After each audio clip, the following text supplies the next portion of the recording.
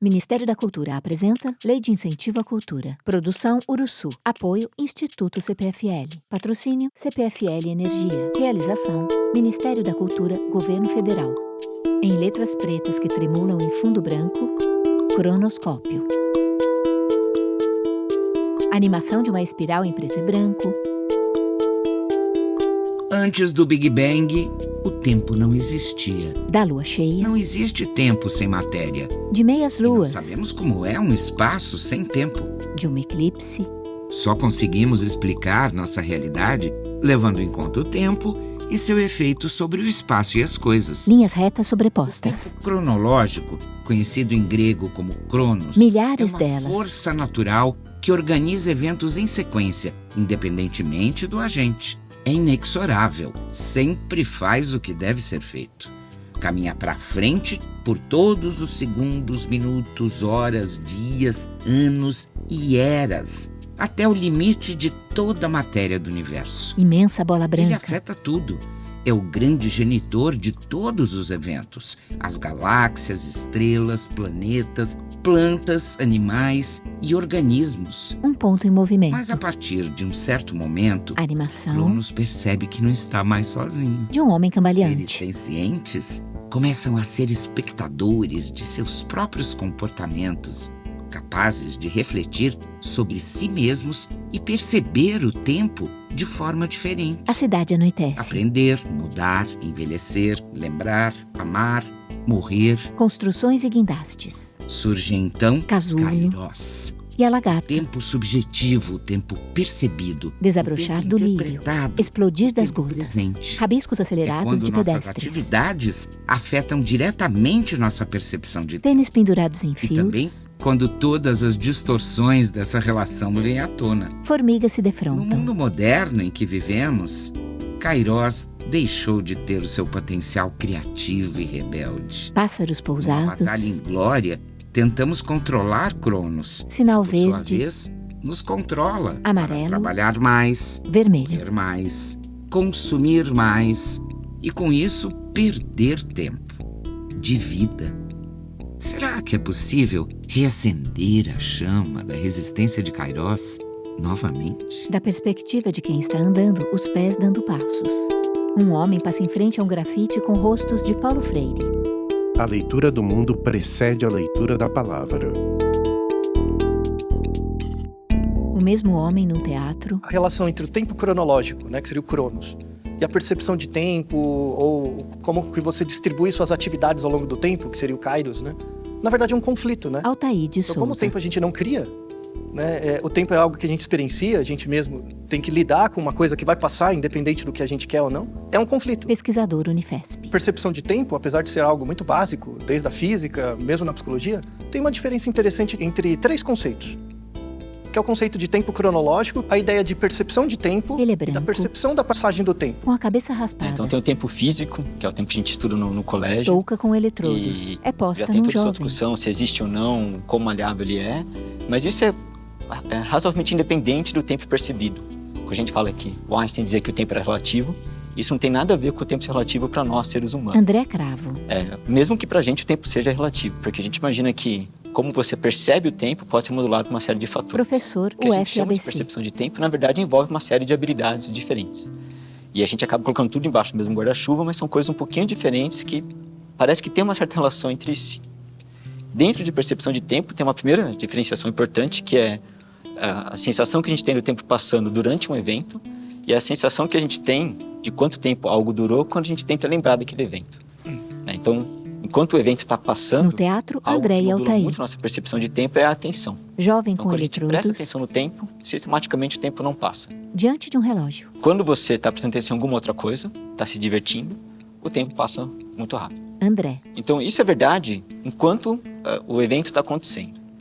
Na memória, parece que tem outros fatores que têm um papel importante aí. E aí parece que um fator importante é quantos eventos você lembra durante aquele período. Né? Então, períodos vazios, né, você num ponto de anos que não está fazendo nada, quando você vai lembrar daquele evento, você tende a subestimar aquele intervalo. Jovem diante de um mapa Período mental. onde muita coisa aconteceu, quando você lembra, você tende a superestimar. Um exemplo, né, que uma pesquisadora tem utilizado, que estuda memória e tempo, ela fala, né, de quando ela estava em trabalho de parto. Ela falou, bom, meu parto durou muitas horas, que durante o trabalho em si, parece que nunca ia acabar, mas os primeiros minutos, né, que ela teve contato com o filho dela, que ela conheceu o filho dela, na memória parece que duraram muito mais do que o trabalho de parto. Então, também mostra um pouco essa dissociação e mostra também por que a gente acha que são coisas diferentes, né? Como atenção e memória modula a sensação de passagem de tempo durante de um jeito e memória de outro, a gente tem motivos para achar que são duas habilidades um pouco diferentes. E aí tem a terceira coisa, que é a passagem de tempo, que também é um pouco diferente, que é essa sensação que a gente tem do tempo passar mais rápido ou mais devagar durante um evento. Que também parece um pouco a ver com emoção, mas também tem algumas diferenças importantes aí. Então faz sentido dizer aquilo que o Altair. Carlos Drummond de Andrade falava, que era a definição de eterno, né? Ele dizia assim que eterno é tudo aquilo que dura uma fração de segundo, mas com tamanha intensidade que se petrifica e nenhuma força jamais resgata. Da perspectiva de quem está andando, os pés dando passos, dessa vez sobre chão multicor. Quando eu vejo um bebê nascer, Ilustração de um feto no eu gosto ventre. muito de olhar para os olhos do bebê. E cada bebê tem um olhar. E os bebês de hoje em dia, eles vêm com um chip assim, bem Atrás do feto, diferente um olho. do que os de antigamente. Os de antigamente demoravam para abrir os olhos, às vezes dias. Esses já nascem com os olhos abertos para o mundo, assim. Criança a maioria. agitada e refletida E nos um olhar olhos. penetrante, sabe? E cada um tem um olhar diferente.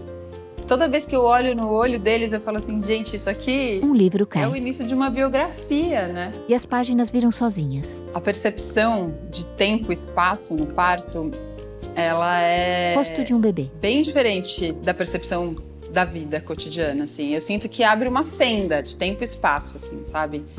Durante o trabalho de parto. Maíra Duarte. E não importa muito se é um parto difícil ou se é um parto fluido, um parto fácil, um parto rápido. Doula. É uma outra qualidade de percepção. Porque a gente está muito inundado de hormônios que não são hormônios comuns a gente ter naquela quantidade. A gente tem esses hormônios, mas assim, é uma inundação, né? Ela é branca de hormônios. cabelos pretos. E a experiência que a gente está vivendo no nosso corpo, ela também não é nada ordinária, né? A sala Então, iluminada. todo o nosso sistema fica direcionado para aquela experiência e a gente não tá com o nosso neocórtex, com a nossa parte racional, ligado no tempo cronológico. A gente não vê o tempo passar. Então, é muito comum as mulheres, no trabalho de parto, se assustarem com o dia amanhecendo. Eu já tive mulheres que me perguntaram depois do parto, que sala que eu estava quando eu pari? Foi no centro cirúrgico ou foi na sala de parto normal? Porque ela estava no melhor lugar que ela poderia estar. Ela estava dentro dela, né? Ela não viu onde ela estava porque a percepção dela estava zero para fora. Ela consegue abstrair, assim, né? Ficar no límbico, no primitivo, sabe? É uma outra parte do cérebro que está mais acionada ali, né? E é muito bonito quando ela tem condições, inclusive no lugar onde ela está, de não precisar atender demandas do tempo cronológico e poder mergulhar nessa fenda de tempo e espaço que se abriu ali naquele momento. Bebê mama no seio. Uma coisa que é interessante pensar a respeito do puerpério, né, é que os dias passam muito devagar e os meses passam muito rápido. Então, cada dia parece um dia repetido. E eu já ouvi várias mulheres me falando isso. Nossa, todos os dias eu faço a mesma coisa, eu dou mamar, eu troco fralda, depois eu dou mamar de novo, depois eu troco fralda, eu ponho pra dormir já, ele acorda, eu já dou mamar de novo. E assim continua, né? E os meses, de repente, quando eu vejo, tá na introdução alimentar, tá engatinhando, e como assim que chegou até aqui? Eu sinto que a gente precisa pegar as nuances dos dias. Porque a real é que se a gente prestar bem atenção, naquelas 24 horas, a criança está aprendendo muita coisa. Os primeiros 6 meses de vida de uma criança, provavelmente é o momento em que a gente aprende mais coisa na vida, assim. Bebê 6 meses, brinca. 1 ano, né? Que a gente aprende a se locomover, mexer o nosso corpo, falar, comer. A gente não fazia nada, nem respirar, a gente respirava pelo pulmão, né? São muitos aprendizados, assim. Agora, se a gente consegue pegar a nuance do dia, a gente consegue ver as sinapses acontecendo, sabe? Você vai acompanhando em cada troca de fralda um movimento novo, um olhar novo, um balbuciar novo, que de repente viram sílabas, que de repente viram palavras.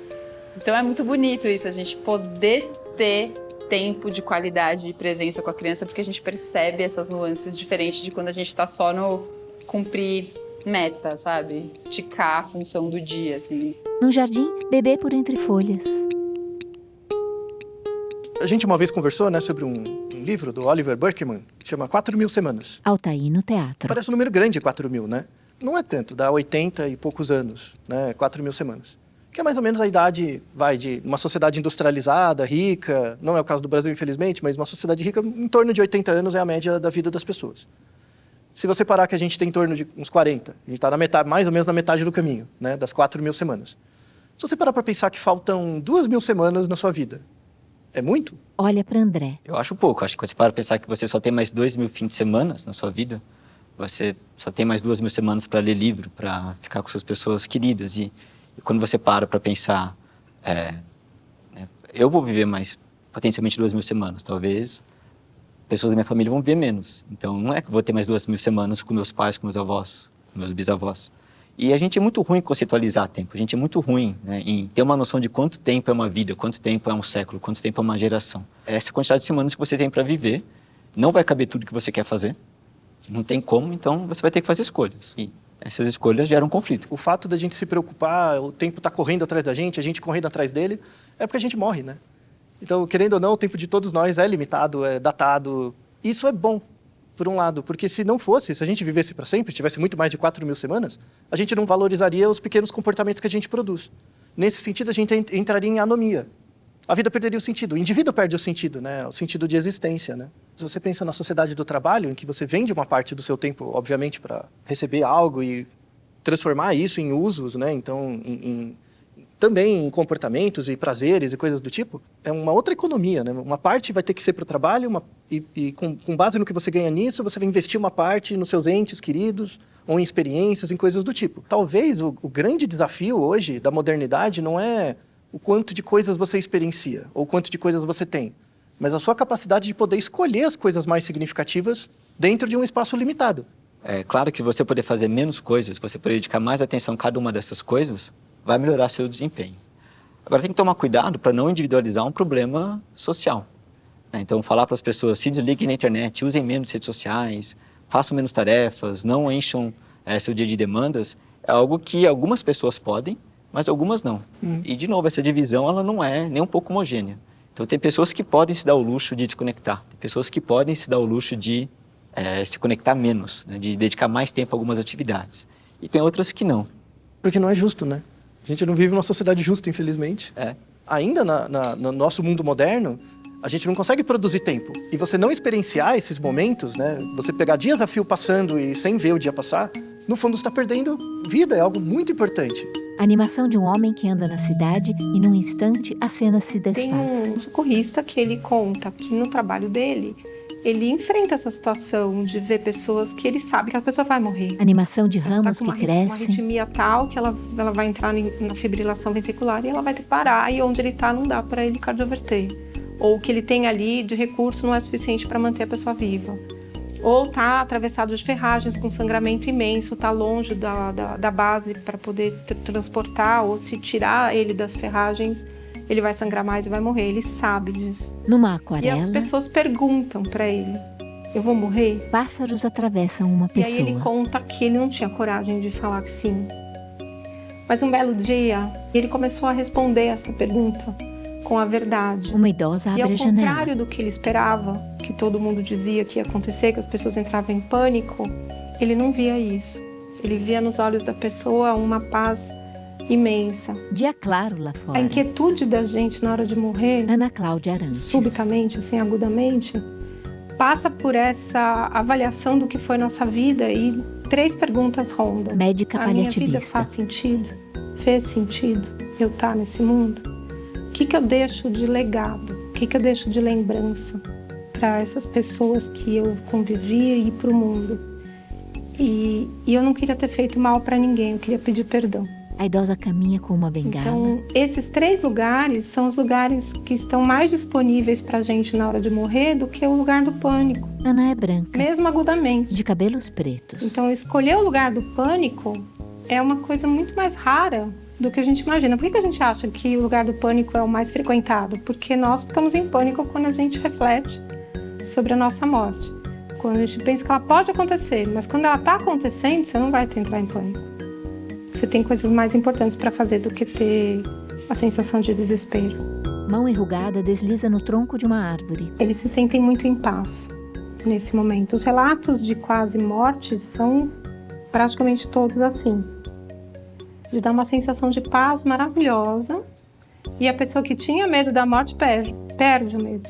Olhos da idosa. Porque ela sente que é algo como se fosse mesmo uma passagem, algo muito tranquilo. Ana numa sala. Então não dá o desejo de morrer, porque elas se sentem chamadas para dar continuidade na vida, no seu projeto de vida, no sentido de vida. Mas elas não têm mais medo que aconteça, porque elas já tiveram uma experiência que foi muito boa. Então é muito bonito isso, né? Porque você tem uma experiência boa, mas você não desejar apressar, porque você sente que vale a pena você continuar aqui. É bonito demais. Vista de dentro da janela, a idosa no jardim. Hoje a gente vive na sociedade mais tecnologicamente avançada que a gente conhece enquanto estamos aqui nesse tempo. Altair. 100 anos atrás, a vida era um pouco mais lenta, no sentido de produção, de coisas, ou no sentido do que acontecia com a sua vida. Hoje você entra em contato com muito mais pessoas pela internet. André ao Então, seu lado. A sensação que gera é que, assim, o tempo cronológico é o mesmo, só que tem muito mais eventos, muito mais coisinhas acontecendo. Nesse sentido, você não dá conta de prestar atenção em tudo. Então gera uma sensação que você sempre está perdendo algo, né? E isso parece que é um reflexo direto da tecnologia, de uma maior modernização, do fato do mundo estar mais complexo. E aí eu não dou conta de prestar atenção em tudo, toda a informação que está disponível. E isso gera também uma certa desadaptação. A atenção tem um papel fundamental na percepção de tempo. André. Quando sua atenção está alocada naquele evento, você percebe com mais devagar. Quando sua atenção está alocada em alguma outra coisa, o tempo passa voando. Então, qualquer coisa que chame a nossa atenção, que capture nossa atenção, vai fazer com que a gente não veja o tempo passando. E a gente está numa época onde você tem uma competição constante por sua atenção. Na rede social isso é muito forte. Na rede social você está lá navegando, você não tem atenção nenhuma no tempo, porque sua atenção está sendo capturada por uma série de eventos, mas quando termina e você põe o celular na mesa e você sai da rede social, nada de muito marcante aconteceu. Então, como são eventos corriqueiros, você não vê o tempo passar nem durante e nem depois. E fica essa sensação curiosa, né? Você não sabe para onde foi o tempo. Que é diferente de quando você tem sua atenção está alocada em alguma outra coisa, mas você tem uma série de lembranças daquilo. Porque pelo menos você consegue olhar e dizer, bom, meu tempo foi usado para tal coisa. E muita nossa sociedade hoje em dia você não tem mais isso. Então você não vê para onde seu tempo está indo.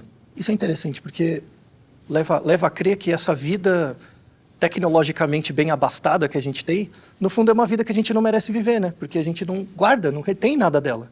A gente não guarda nada dela, e aí você tem uma série de outros problemas, né? Então, primeiro, você tem uma série de eventos capturando sua atenção, mas você tem essa demanda constante. Então, além de, uma vez que você está navegando, a sua atenção está sendo capturada por outras coisas, você tem essa demanda por navegar mais, você tem essa demanda por não ter mais tempo vazio. Então, tem pesquisas recentes que mostram que qualquer tempo vazio as pessoas tendem a preencher. Então não se pode mais ter um tempo vazio, você não pode mais esperar no ponto de ônibus, né? Você não pode mais almoçar só almoçando. Você tem que esperar no ponto de ônibus lendo alguma coisa, você tem que almoçar assistindo alguma coisa para melhorar a sua capacidade a longo prazo. Então vem uma demanda enorme para você também cada vez mais fazer mais coisas. Essa noção falsa de produtividade, né? Produtividade no sentido de acumular coisas e não refletir sobre as coisas que você produz, né? Aí, no caso, não produz nada, né? Você só é alvo de várias informações trazidas por outras pessoas, né? Você produz muito pouco. Vista aérea de uma lagoa cercada por uma mata.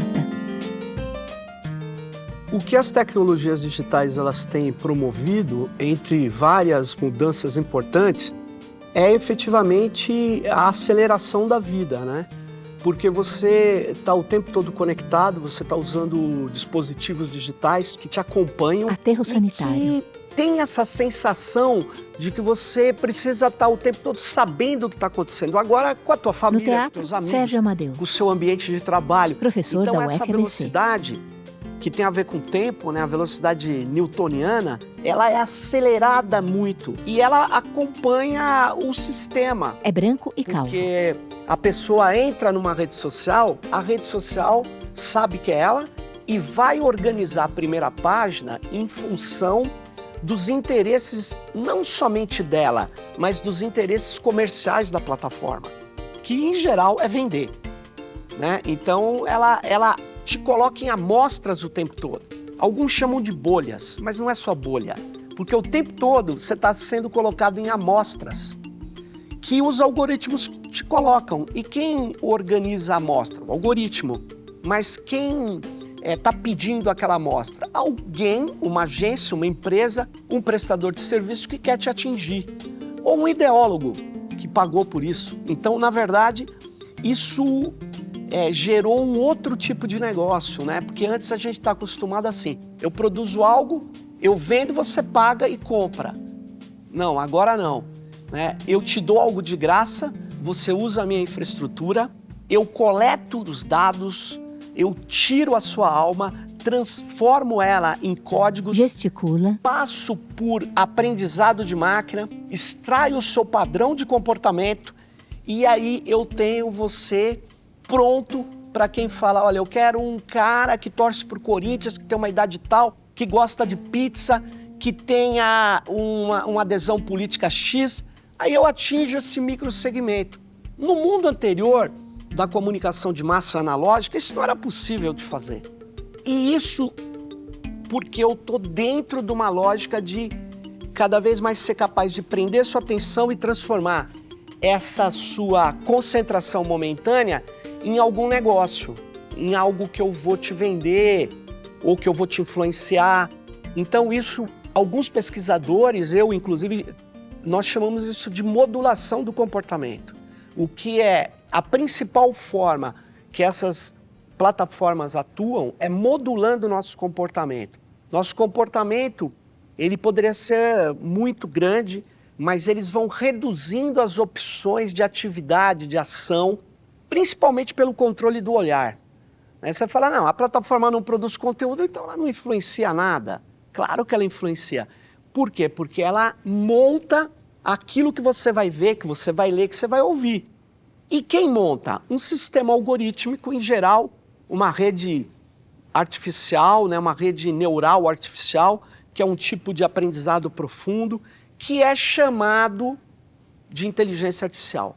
Mas, na verdade, são sistemas automatizados que aplicam estatística e probabilidade com alto poder computacional. A velocidade interessa a um consumo, Caminhões no aterro. a quem vende e ao sistema. O sistema, você tem que estar o tempo todo criando, vendendo e consumindo, porque senão o sistema desaba. A nossa sociedade tem que controlar, tem que governar isso. Então a gente tem que começar a quebrar esse poder descomunal dessas big techs que diz que elas fazem, o que é uma loucura, né? Que o que elas fazem beneficia todos os povos do mundo. Não é verdade, as culturas são diferentes, elas, ao contrário, elas tornam tudo plano, elas querem derrubar a diversidade. A gente pode enfrentar isso, mas é uma longa disputa, são várias batalhas, porque isso mexeu com o comportamento das pessoas, né?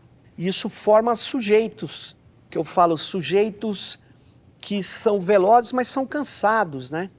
Sujeitos cada vez mais cansados, cada vez mais doentes, né? Cada vez mais sem capacidade de concentração. E aí, crianças com remédio tarja preta para poder se concentrar. Mas não é só um problema físico, é um problema da lógica social que leva os sujeitos a serem sujeitos de uma velocidade que não é razoável, né? É isso que está acontecendo. Ele sorri. Numa tela preta, cronoscópio, onde em letras vazadas transparecem cores múltiplas. Agora cronoscópio em letras brancas. Participação especial, Yuna Paz Martins. Elza de Rosa Gaspar. Direção, Pedro Caldas e Leonardo Vino. Produção, Júlia Bravo e Pedro Caldas. Roteiro, Altair de Souza, Leonardo Vino e Pedro Caldas. Fotografia, Vinícius Collet.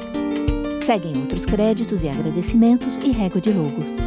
Roteiro de audiodescrição e narração, Bel Machado. Edição e mixagem, Vitrola Digital.